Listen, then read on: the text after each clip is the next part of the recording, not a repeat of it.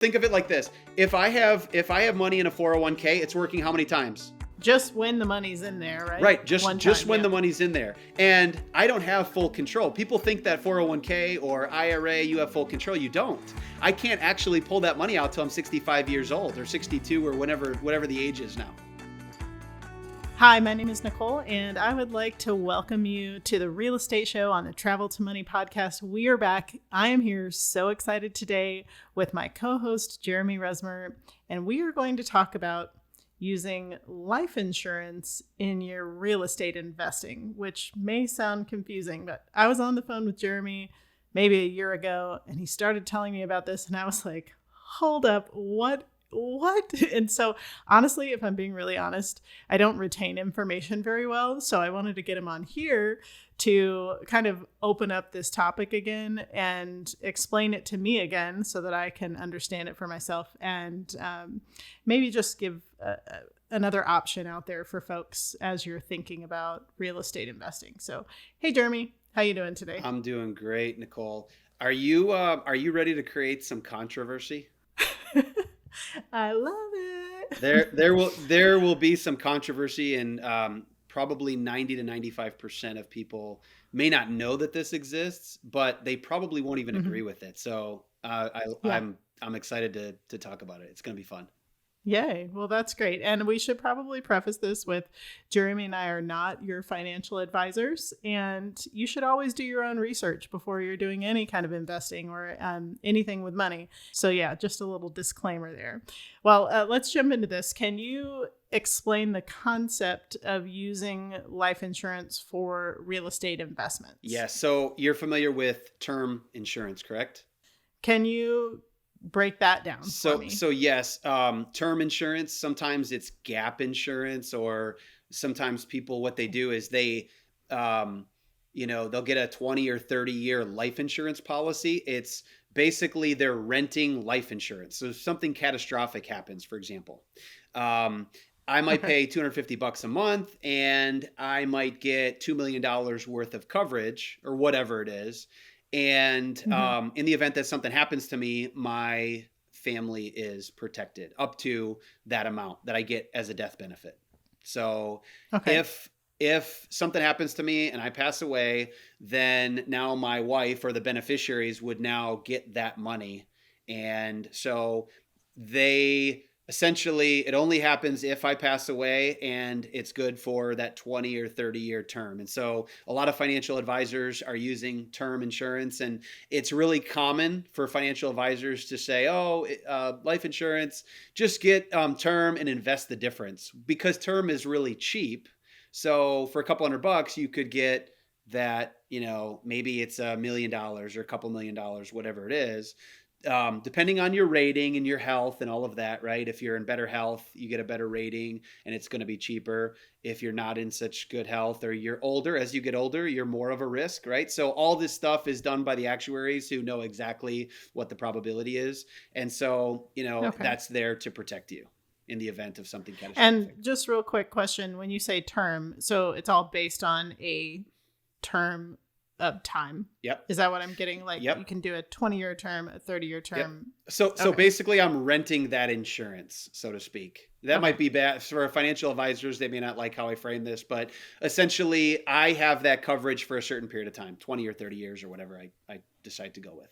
Now, there is another option called whole life insurance, which on its face is more expensive because that stays with you. You're paying for it on an ongoing basis. What I want to focus on, though, is not just the generic whole life insurance that people have talked about years and years ago. What I want to focus on, and what's important for someone that's a business owner or a high net worth individual or someone else who just wants to get started but understands that whole life, in my opinion, is the foundation. It's not an investment. It shouldn't be looked at as an investment. It's an insurance product, but whole life is also a savings product when it's used correctly. So what that means, what I'm looking for is what we call a properly designed or overfunded policy. And what that means is that I'm going to have life insurance. The death benefit is part of this. So yes, from day one, I might be making a payment that is $250 or $400, and it's still giving me that death benefit, but that's not why we do this. For me, it's a store of liquidity. It's a store of my capital. So what does that mean? So for a lot of us, we put our money in a bank account and we get like what, 0.3%. And there's all these restrictions, and there can be potential downsides to a savings account. But you basically have access to that money as you want. But here's the thing.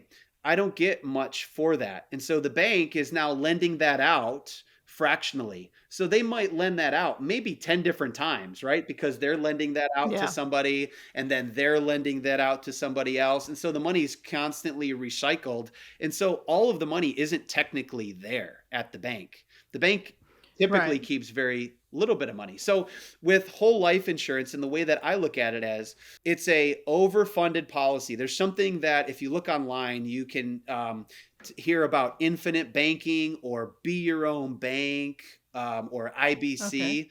And so this is how I look at it. If I can put money into my policy, I'm able to generate a cash value.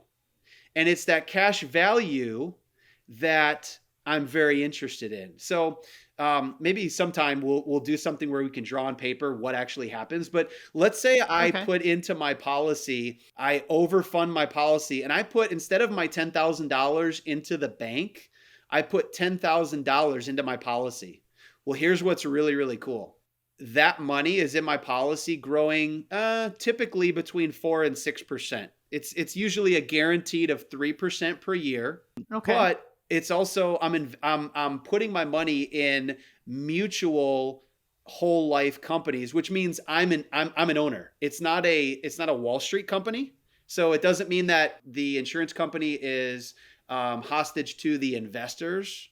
It now means Okay. that as a mutual company, I'm actually one of the owners, and so they pay dividends, and those dividends, instead of going to investors, they go to owners of policies. They come back to me. So I Okay. get my guaranteed 3%, 3.5%, whatever it is, and then I also get my dividends. So on an annual basis, I'm gonna generate somewhere between 4 and 6% every year. Okay, but Yep. here's the kicker: when I do that, yes, I get my death benefit, right? So in the event that something happens, that's still there. I can put more Mhm. money into my policy, but I can borrow from that cash value. So right now, in my current policy, let's say I've got $10,000 in there in cash value, I can borrow $9,500. So what does that mean for me? Well, it means that when I borrow that $9,500, my 6%, my 4 to 6% that I told you about, is still growing uninterrupted in perpetuity. So imagine if you put your money in your 401k and you pull that money out. Guess what happens? What happens to your 401k? You're not earning You're not anything. earning anything. But Yeah. if you have money in your policy, yes, you get a death benefit. Yes, if I'm ever disabled, there's a rider in my policy. That means that the company will actually continue paying that. So my family is still going to get that benefit. It's not going to lapse. So there's protection there. Third, just imagine for a second, what if I have $10,000 sitting in my savings account and I want to go invest? Let's just take a real life example, a piece of land. And I buy a piece of land for $10,000. Okay. Now, what's happening is I'm getting paid once. Let's say I sell that piece of land, I buy it for 10 and I sell it for 20. And let's say that there's no Okay. fees or nothing. Now I'm doubling my Right. money, right? So now I Yeah. take that 20 and I put it back into my bank account and I do the same thing. But what if there's a better way? What if instead of putting my money into that savings account, I run it through my policy first? So now Hmm. my $10,000 is now getting 4 to 6% annually. I pull that money out. I borrow from my own policy. You'd say, well, why are they going to let you borrow? Because it's your death benefit. The insurance company will get paid whether you pay them back or not. They're going to get paid Mm. back. And so I now have Right. total flexibility. My money is growing in perpetuity, uninterrupted. I can borrow from it whenever I want. If I want to use that money to go on vacation or buy a new car, I'm not saying you should, but you could, right? If you ever get into a jam, Yeah. it's just like a savings account, except you're getting a much better rate of return. But if I'm an investor, now it gets cool because I can take that policy, that cash value, invest, and let's say I make $10,000. Yeah, I'm still going to have to pay taxes on it, but I could actually put that money back into my policy, into my cash value. And so instead of $10,000 growing at 4 to 6% per year, now I've got 20,000 and I just keep rolling that through. Okay, I think I understand it. I think I have a couple of questions just because I don't know a lot about insurance. Yep. And so I'm trying to understand. If you put something in a regular savings account, that money's just yours. Yep. Are you always just borrowing from the policy? Is that always yours to take out? Like, how does that work for what's sitting in there? Yep. So what's awesome is forget $10,000. Let's say you've got $100,000 of cash value. So Okay. I can borrow, depends on the company that your policy is with, but sometimes it's up to 95%, 97% even. So if I put $100,000 in there, I can still borrow from that money to use it however I want. I literally can just, get online and literally say, hey, click a couple of buttons and I want to borrow $100,000. So they will then automatically ACH that to my bank or wherever I tell them, right? And so now I have complete access to that money in, matter of 24 to 48 hours. Now, here's the thing. Okay. I can borrow, like I just told you, or because if I wanted to go to a traditional bank, what if I want to go to them and say, hey, I want to get a loan? They can then say, oh, well, we see that you have $100,000 in cash value. You want $40,000. We'll just collateralize it. So they'll give me a loan without me having to actually pull from my policy. So what I'm trying to tell you is I can use the bank if I want to. Maybe they have a really low interest rate.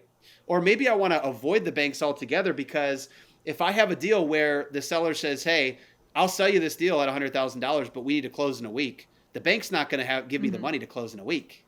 But I can pull from my policy and now I invest and I can close that deal because I have access to money. So what that policy does is it gives me complete control of my finances. So just imagine, let's say I want to put $100,000 in every single year. Now I've got $100,000 and $200,000 and $300,000 growing at that 4 to 6%. Now you can see the power of this. And here's the thing. Yeah. And again, this gets me really excited because I am not a licensed insurance agent. Although I'm starting to think about maybe I should because I have a lot of friends that should have this product, and I can refer them to. So I have a financial guy who he understands real estate. He understands how my mindset thinks. I want to always deploy my capital. I usually almost never have capital just sitting around in a bank. I've got stuff in my policies. It's always working. Yep. And so here's what else. What happens if you ever get sued? What happens if you get in a car accident and you're at fault? I mean, they can go and look and see, hey, you've got these assets, you've got this much in your bank. Well, if this is in my life insurance policy, they can't touch it. They can't touch my insurance. Wow. So it's a whole. I didn't know that. It's That's a whole nother level of protection. Hey, guess what else? You heard about the trucker convoy in Canada, right? Back it was a year ago. It was during COVID. There were all these things going on. Anyways, they were basically protesting the government. Well, Canada, Trudeau actually said, okay, we're going to freeze your assets. So you can't access your bank account. Imagine like now you can't go anywhere. You can't drive. So your living is basically put on hold. You have no way to make money. And you can't go to your bank account because you feel strongly about something and you're protesting. And the government shut these truckers down. This was a real thing that happened. Well, guess what? There were truckers that actually had whole life policies that they were able to borrow from. So now that allowed them to get out of that jam. So instead of going to their bank, which they knew was frozen, oh shoot, I don't have access to those funds. They went to their policy because the government can't touch that because that's life insurance. And so they were able to pull from their policy and still. Wow. So there's all these benefits. There's probably 20 that I don't even want to go through. But if somebody learns about them and understands how this could be a bonus to basically it could be central to a financial plan. To me, should be foundational. So I didn't learn about this until a couple of years ago. And I have a policy for me. I have one for my wife. I'm going to have one on all my kids. I haven't got around to it yet. But here's what's so cool is like you get all these other benefits. This is actually living life insurance. My term insurance, I'm renting it for a catastrophe if I die. But with my whole life policy, I can use it. Imagine 5 years, 10 years from now. Well, not 5, hopefully. My kids are too young for that. But 10 years, my kid wants to get married. I could actually borrow from my policy and I can pay for that wedding. And I can pay that money back to my policy when I want. Or I could say, hey, you know what? I'm not going to pay it back. Or maybe I get into a financial jam. You can't do that with your 401k. That thing will stop growing, but my policy will continue growing as if that money was never taken out. So, question. When it comes to borrowing, you just said I can pay that back or I can choose not to pay that Correct. back. How does that work? Like, are there payments or are you on a schedule? Yep. Explain that. Yeah, that's great. So in my current company, and I'm going to give you one example that's going to probably blow people's minds because it still blows my mind thinking about it now. And this is pretty recent. It happened within the last year. So you can borrow from your policy. So in my situation, I think my borrowing rate was like 4.5%. And so what they do is they charge me that 4.5, but it's simple interest. So I don't pay till the end of the year. It's simple interest. So if you borrow from your bank, they're going to hit you. They're going to hit you, right? Credit cards, they're going to hit you. It's going to compound. But for me, if I borrow, let's take an easy number. Let's just say that it's 5%. If I borrow $100,000, if I hold on to that money out of my policy for a year, I'm going to owe $5,000, right? Mm-hmm. But here's the kicker. I could use my dividends to pay back my policy if I want to, right? So maybe I get dividends of, let's just say I get $6,000 in dividends. Well, now I use that to pay back my policy. I still have an extra $1,000, which are added to my policy. So even when I'm borrowing, I'm still adding to my policy. Or option number 2 would be, hey, you just pay that back with the $5,000. In a perfect world, my real estate is going to generate a lot more return, which will then pay that back. Plus, I've now bought an asset, right? Right. So think of it like this: if I have money in a 401k, it's working how many times? Just when the money's in there, right? Right. Just when the money's in there, and I don't have full control. People think that 401k or IRA, you have full control. You don't. I can't actually pull that money out till I'm 65 years old or 62 or whatever the age is now. But if I have cash value in my life insurance policy, guess what? First question is, when can I access that money? Do I have to wait till I'm 65? No, anytime. So literally, I could dump in $100,000. It cycles through my policy, and within 5 days, I could borrow like $97,000, $95,000, whatever it is. So I can literally almost pull out the full amount from my policy. And it's still earning interest on the total, even including the money that you borrowed from it. Yes. So this is where it gets cool. So just by changing where I'm putting my money, I can now get my money working twice. Let me give you a perfect example of what I did to, in my opinion, blow it out of the water. I got lucky. I had a good opportunity in front of me. A guy calls and he says, hey, I've got 4 houses. I want to get them sold. I'm a trucker. I'm out on the road a lot. I don't want to continue managing them. They're in mostly good shape, but we got a few issues. So I bring my property manager out to the property and my acquisition guy. We go look at it and they're like, man, these properties, they were renting for like $400 a month. These are houses. Where are you gonna rent a house for $400 a month? I'd like to rent one of those. So let me tell you what was going on. So before we even owned it, we just said, hey, this is such a good deal.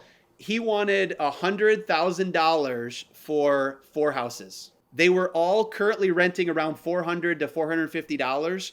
They all should have been renting for at least $800. Okay, so here's where my life insurance policy came into play. I said, okay, well, I'm already getting my 3%, my 4 to 6% with my dividends and everything. So that's cool, but that's working for me. But I'm like, all right, let's go ahead and let's use that money. Let's borrow from the policy and let's use it to buy these 4 houses. So here's how that worked. This guy gets his money, gets his payout. I don't have to go to a bank because a bank wasn't going to close on this property, these 4 houses, in 2 weeks. He wanted to do this quickly before he had to pay any more taxes on the property. So I said, okay, great, we can do that. So my property manager goes to the houses and checks them out, tells us what they can rent for, says, hey, this is a really good deal. Yeah, there's some plumbing issues that need to be fixed, but we can do that pretty quickly. And we can provide a better housing experience for the tenants, the clients, whatever you want to call them, the people living there. Yeah. And so we close on this property, and I have to wait 6 months because the bank tells me, hey, we need a little bit of a seasoning period. You have to own the property for at least 6 months. But by owning it for that 6 months, then we'll refinance. So guess what? All we did is fix some of the plumbing issues. We probably spent a total of like $2,000 on those 4 houses. And we were able to raise the rents. We didn't raise them outrageously. We wanted everyone to stay there. But like people would have had to pay $800 to stay at this house. We didn't raise them all the way. But we said, hey, listen, if you go anywhere else, you're not going to find anything less than $800. So we're going to raise your rent a little bit. However, we're going to make sure that all your issues are taken care of. You don't have any leaks, any of that stuff. We're going to make sure that this is a good experience for you. So after 6 months, our lender says, okay, we'll come in, we'll appraise the property. So guess what? We appraised all 4 houses. They came in at $295,000. Let's get our calculators out for this. Okay, so you do the math. I use my policy, which is still growing at my 4 to 6%, even after I take out the $100,000. I buy 4 houses in one from one seller, my favorite, okay? They appraised for $295,000. The bank then lets me take out a mortgage for 75%. So $295,000, again, I'm going to pretend there's no fees, times 0.75. That's $221,000. Let's pretend there are fees. So let's say it's I can take, they give me $215,000. So I walk away with $250,000. So when I refinance a property, there's no tax implication. So I don't have to pay taxes on that. So I've got $215,000 now. Okay, that $100,000 goes back to my policy, so I pay the policy. And then let's just pretend that my fees on that were $5,000. Maybe I held it for a year. Okay, so now I pay back my policy loan. So now that's totally whole. So I've got $115,000. I'm sorry, I had $215,000. I paid back my policy, $100,000 plus the $5,000. I've got $110,000 that is not taxable. So what am I going to do with that? I can put it back into my policy and I can increase my cash value. So I can literally put that back into my policy if I want to and make my cash value go from $100,000 to $210,000 and get that to go to increase, right? Do it again. 4 to 6% every year. Yeah. And I can do it again, or I can invest in something else immediately. But here's what I would do.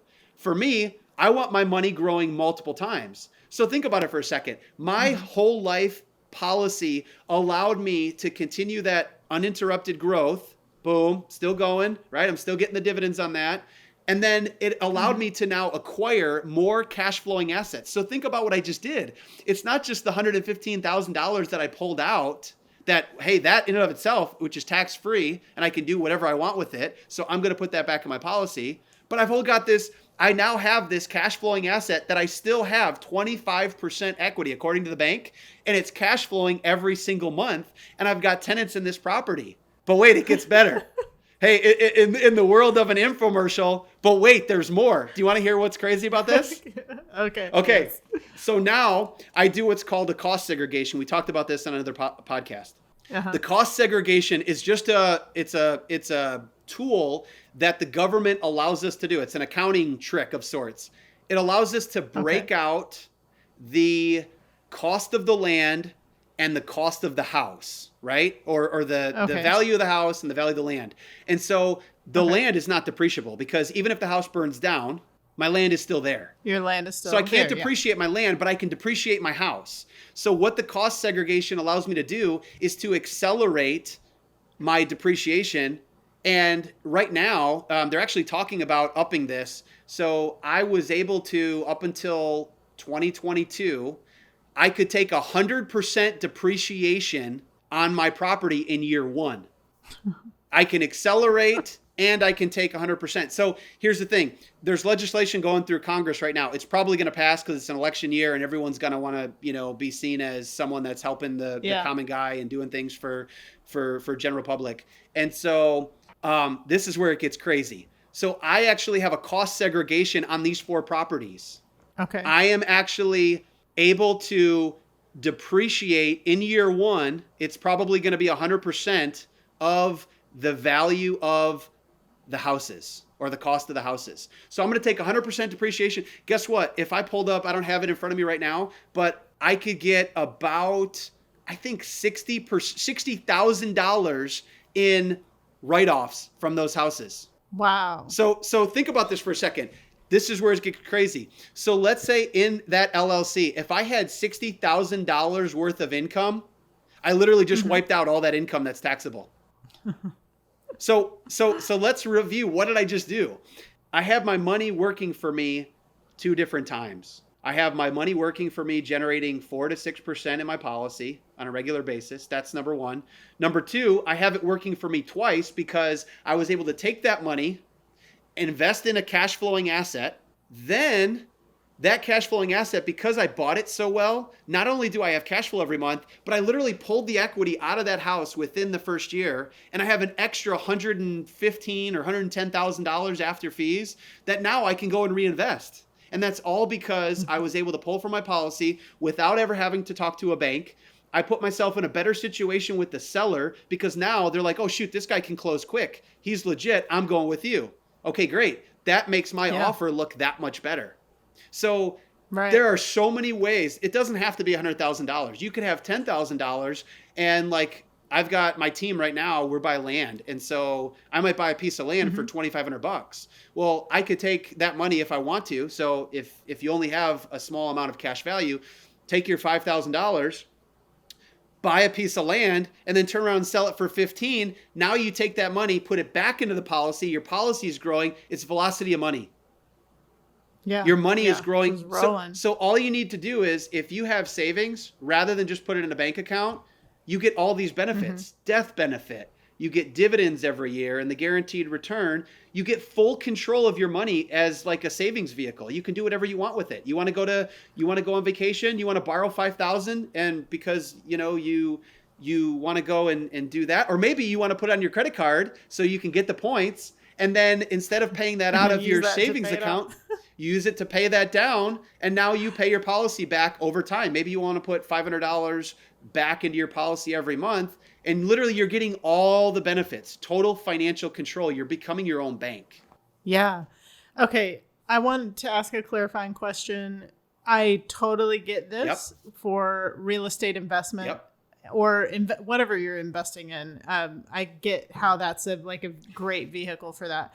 I guess I'm wondering, to me, the difference in like a savings account or a 401k or anything like that is that eventually you do get that money. But in this case, do you ever eventually get that money other than using it to turn over? Does that make sense? Yeah. So here's what's awesome is if you have your insurance policy for long enough, eventually you start generating enough that your cash value continues to grow.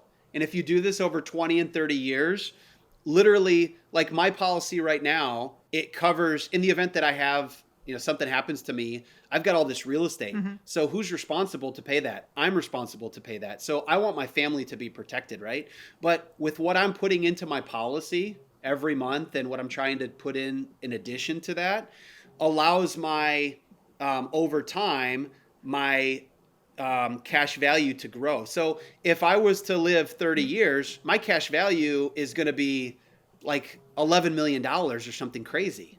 And so here's what's crazy about that. Right. So when that happens, that is not subject to the, unless it's a large number, a massive, massive amount, they'll say that $11 million, if it grows to that now goes to my heirs tax-free. So I'm literally building generational wealth that can be passed to other family members that isn't getting taxed. And so I have literally every benefit in the world. I have full flexibility and use of that money that's in my, of that cash value that's in my policy. So I can use that to invest. I can use that I could use that as a savings vehicle, an emergency fund, and I don't have to pay that back. I'm at a point now where my dividends every year are more than what it would cost for me to borrow from that cash value. So even if I never wanted to pay it back, I can do so using the dividends. Now, my policy will not grow as fast, but I have options. I have protections built in. And so over the long term, that policy is going to continue to grow and grow and grow. And so eventually, like I could live off that. I could do that in retirement if I wanted to, or I could get to. That's what I was kind of trying to figure out. Like, can you use it to, because I get how, like, if you think about everyone that thinks about the 4% rule in retirement and how that works with pulling your money out. And because eventually that money is yours to take if you want it. And so I was just trying to figure out, could you get to retirement on this and use that and live off of that somehow? And how does that work? Yeah. So that makes sense. Yeah. So this is the beauty of it, is you're in total control. So there's some people who are like, I never want to touch this. Some people like me, I'm using it just for investments. So my policy, what my wife and I agreed to, and by the way, if anybody wants to talk to my wife, who is a total skeptic of this, we started her policy 2 years ago. She maxes out the policy every single year. So coming from someone who is like, I'm not really sure, I'll do it because you're telling me it's good, I kind of get the concept. She absolutely loves it. She's maxing it out every single year. And so here's the thing. That's crazy. So we've actually taken this and we use her policy as a savings, an emergency fund. So rather than keep that in the bank where nothing's happening, and if a bank, God forbid, ever something happens with the bank and we can't get our money out, that's an issue potentially, or it's just not growing to what we want it to grow to. We have the same flexibility here. Now, keep in mind, we're not using it as a savings account, as a spending account. It's not an expense account. So we still have a bank account, but that's only for expenses. So we keep as little as possible into our bank account, and that there's all these outflows. We have control over that. That's easy. But if we wanted to, we could do the same thing with our policy, but it doesn't really make sense. Like, it just doesn't make sense because you're paying it back. But from the standpoint of that policy, that thing's still growing every year. So last year in her policy, I think we had dividends of like $6,000 or $8,000. So our policy grew by that amount. So why wouldn't we want to keep doing that? So, like I said, if we ever want to go on a vacation, sometimes we might do this. Okay. We'll put everything on credit card. So we get the full points. We never carry a balance. So if we have the money in our savings account, then we'll put it there and we'll pay for it out of that. If we don't or don't want to, then we could pay from our policy. Now you have to pay, there's a borrowing cost. So you have to think about that, right? But I could buy a car doing this way. I could pay for it with cash, and then I can pay my policy back. But what it's doing is it's allowing me to be the banker. And so how we do this is, if I was going to pay a $580 a month payment to the finance company, what I do is I do the exact same thing. So I find out what it's going to cost to finance it. And so I pay my policy back the same way. I'm a good banker. I'm still paying myself back. Yeah. But this is growing. I've got velocity of money. I have total flexibility. I've got the death benefit. I've got the disability. I'm not dealing with taxes, right? Because my dividends are reinvested, so I'm not paying taxes on that. And I can do essentially whatever I want. That's what I like about this. I have options. So I think I have a couple of questions. One, you mentioned disability. So is that, I'm not sure if we hit on that earlier, but is there availability to you there if you're in a car accident and you can't work? So what it does is, it's not going to be disability insurance. I mean, really, you're going to have to pay for disability insurance. I'm not that familiar with disability, that you really would want to talk to an agent about. But what I do know is, like, I have a financial guy, and he understands how these policies work. It's not that term insurance isn't good or you shouldn't get it. In fact, in my whole life policy, there's actually a portion of term insurance. So I actually have term in my policy. That's a whole nother conversation for another day. But what is important to know is that there's different types of insurances for different situations. I'm not saying one is better or worse than the other. But what I'm saying is that for me personally, had I known about whole life and what the benefits were and all the flexibility and the control that it gives me, I would have done this starting out. I wish my parents would add a policy for me. I wish I would have known about it, and I started, because you can have multiple policies. I know people that have 10, 12, 15 policies because they want that extra savings not to go to the bank, but they put it in their policy and they immediately have access to that cash value. So there's a lot of things that you can do with these. But as far as disability goes, what it means is there's a rider in the policy that allows for, in the event that I get disabled, the policy will have continuity. The company, the insurance company, will continue paying for that, so my policy will keep growing as it's supposed to. That's the benefit. Okay. So that I see. in the event awesome. that my policy, if I can't make a payment to my policy, it'll lapse and I lose all of that. So the insurance companies got really smart and said, hey, there's a rider. We're going to put that rider in there.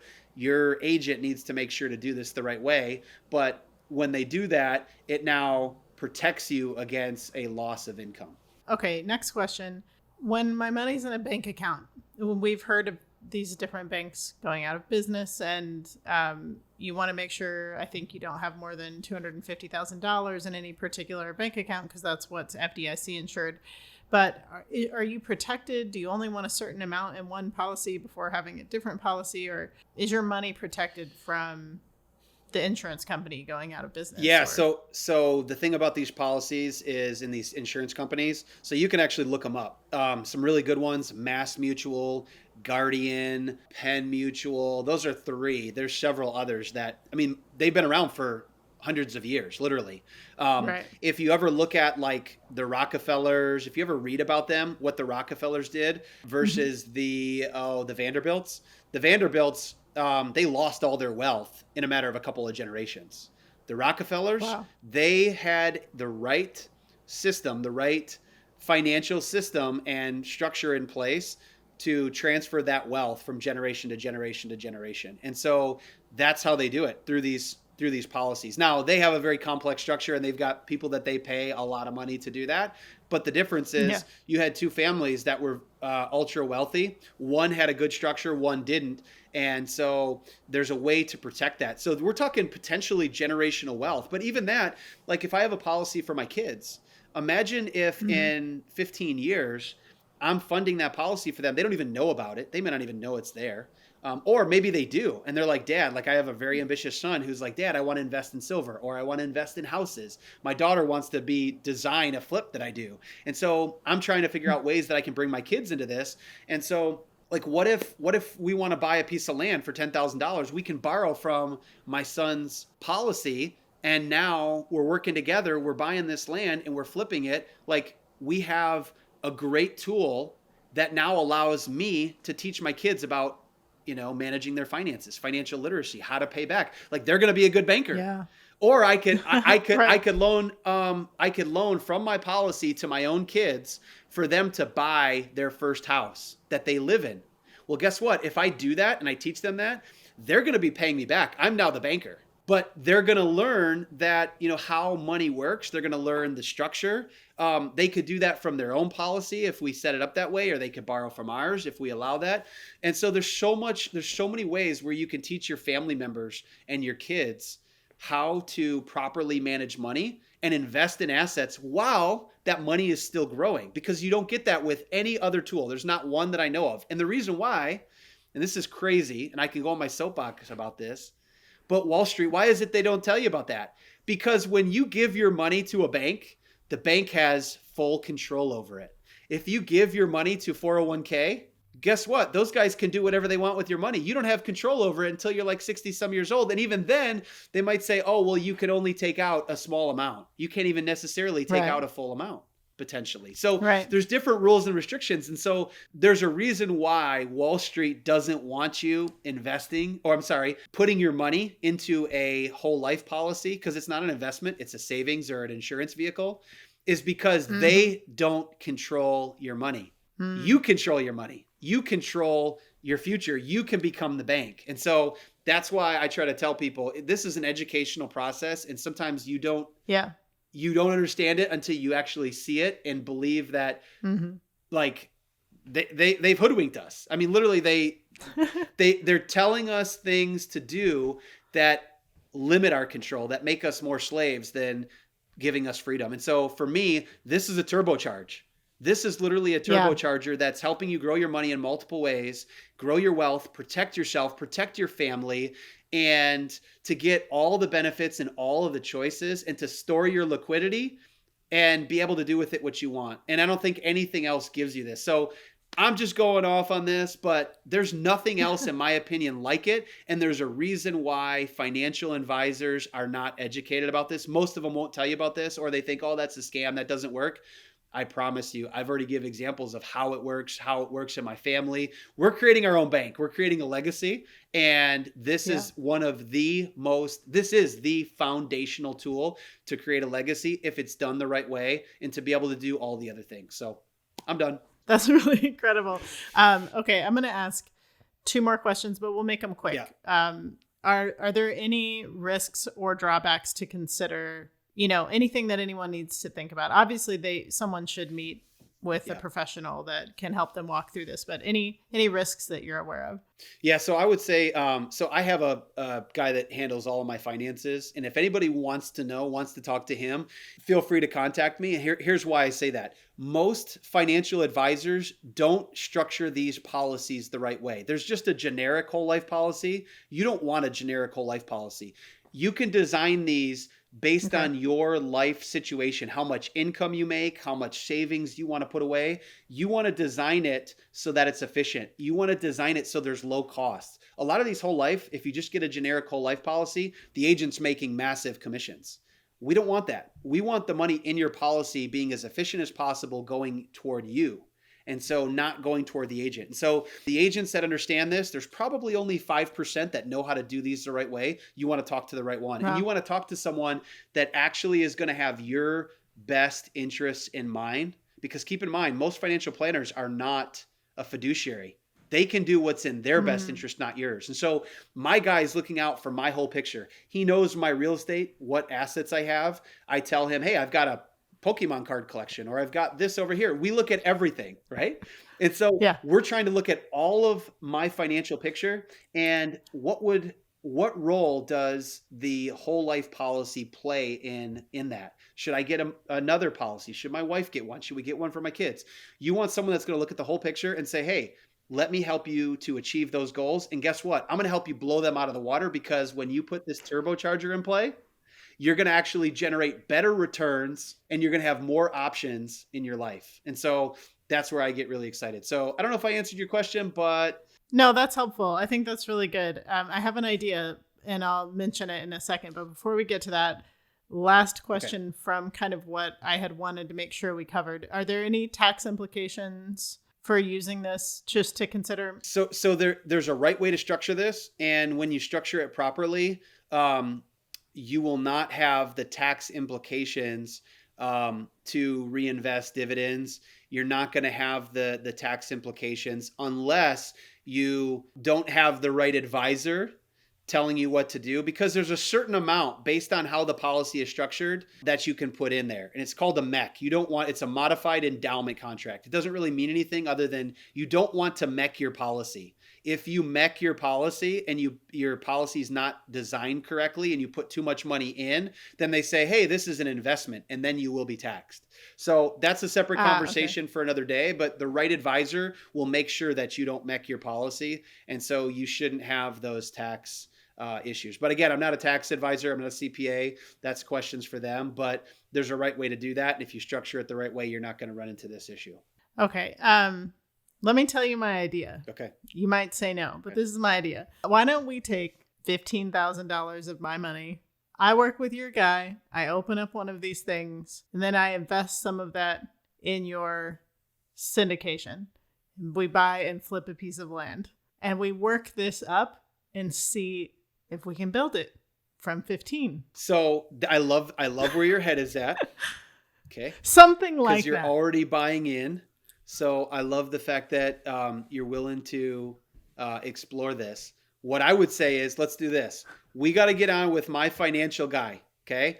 I want you to have a full understanding. I want you to have a big picture understanding, because when you grasp it, you may say, it's possible you might say, hey, this isn't for me. I don't think you're going to say that, because again, where you're at now versus where you're at later in life, like, dude, time and compounding is a huge, huge piece of this. And so even if you started small, you want to figure out what you can do now. And so I'd want to get him on the phone with you, working through what this might look like, what makes sense, make sure that it does make sense. And if it does, then I'm all in. If you can do that and it makes sense for you and you're like, yeah, this makes sense, then I will test it out for this group to show what the capabilities are and how this thing can grow and how you can benefit to invest in real estate with a piece of land, a house, apartment buildings. It doesn't matter. Like I've used it now multiple times, and I think you won't be disappointed with it. Again, if it makes sense for you.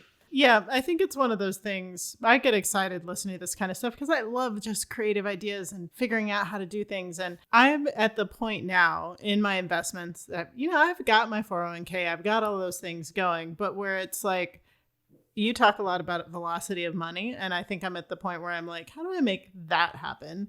And then where I have maybe a little bit that I can play with. So in my mind, I would think about something like this as, well, I can take this and I can play with it a little bit. So it seems like a fun opportunity to learn and maybe make some money, in the process. So yeah, I think that's super cool. Totally game for it. Yay. Okay. Well, we'll have to talk more about that another time. I'm super excited. This was lots of fun. I think people are, if anything, going to find it really interesting. So folks out there, thank you so much for listening. Definitely leave us some comments. Let us know what you think. Is this something that you would consider doing or that you want to learn more about? We will try to at least point you in the right direction with some resources if you want to learn more.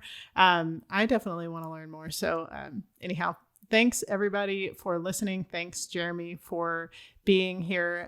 Be sure to subscribe, follow us, and let us know if you have any other topics you'd like for us to cover. I can't wait to see where your dreams will take you.